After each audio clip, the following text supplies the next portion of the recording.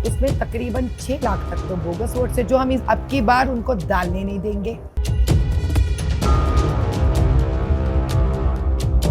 और इंशाल्लाह अब के बार मंजिल को कामयाब करेंगे। बोगस वोटर्स पर एक्शन, भड़काऊ भाईजान का अब क्या होगा रिएक्शन? चुनाव आयोग के एक फैसले ने हैदराबाद की सियासी जंग को दिलचस्प बना दिया है। सबसे पहले आप चुनाव आयोग का वो फैसला जान लीजिए जिससे सियासी उठापटक होना तय है। हैदराबाद जिले से 5,41,000 बोगस वोट हटा दिए गए हैं, यानी फर्जी वोट लिस्ट से 4,39,801 शिफ्टेड वोट हटा दिए गए हैं। वोटर लिस्ट से 47,141 डेड वोटर्स हटाए गए हैं। लिस्ट से 54,259 डुप्लीकेट वोटर्स भी हटाए गए हैं।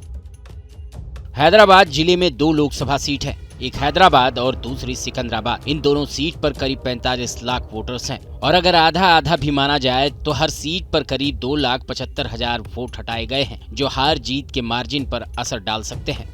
हैदराबाद सीट से चुनाव लड़ रहे ओवैसी के लिए बहुत बड़ा खतरा बताया जा रहा है, क्योंकि जो उनकी विरोधी बीजेपी की कैंडिडेट हैं माधवी लता, उन्होंने पहले ही आरोप लगाया था कि ओवैसी इसलिए जीतते हैं क्योंकि हैदराबाद की सीट पर बड़ी तादाद में फर्जी वोट हैं। ये ओवैसी के लिए बड़ा झटका इसलिए भी है क्योंकि ये आरोप लगते हैं कि ओवैसी बोगस वोट की वजह से जीतते रहे हैं।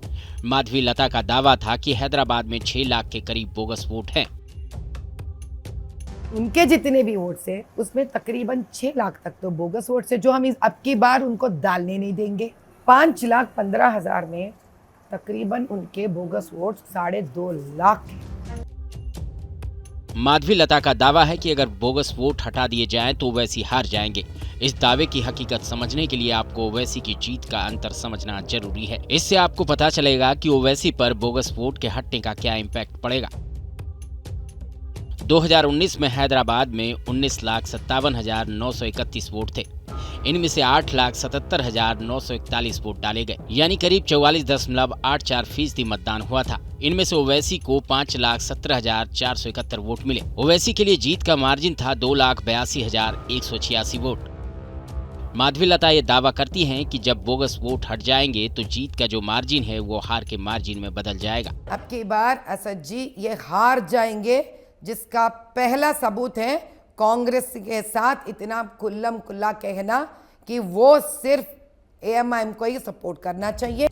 अब तक इतनी बड़ी तादाद में बोगस वोट मिले हैं और अब इन बोगस वोट को डिलीट कर दिया गया है। इसके अलावा ओवैसी के सामने बीजेपी के जो कैंडिडेट हैं वो भी मजबूत है। कांग्रेस भी तेलंगाना में मजबूत हुई है। इन सारी चुनौतियों के बीच ओवैसी के सामने चैलेंज होगा। अब सवाल ये भी होगा कि क्या वो इस बार अपनी हैदराबाद की सीट को बचा पाएंगे। अब जाहिर है मैदान में बीजेपी भी है, कांग्रेस भी है, बीआरएस भी है, दीगर और छोटी बीजेपी और ये सब लोग आ जाएंगे।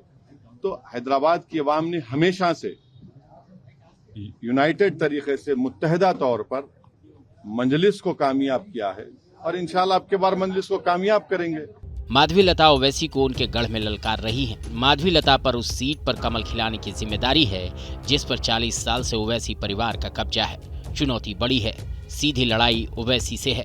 बीजेपी का दावा है कि माधवी लता को मुस्लिमों और खासकर मुस्लिम महिलाओं का भी समर्थन मिल रहा है। वहीं अब बोगस वोटर्स पर भी बड़ा एक्शन हुआ है। इससे हैदराबाद की जंग दिलचस्प हो जाएगी। Team news nation.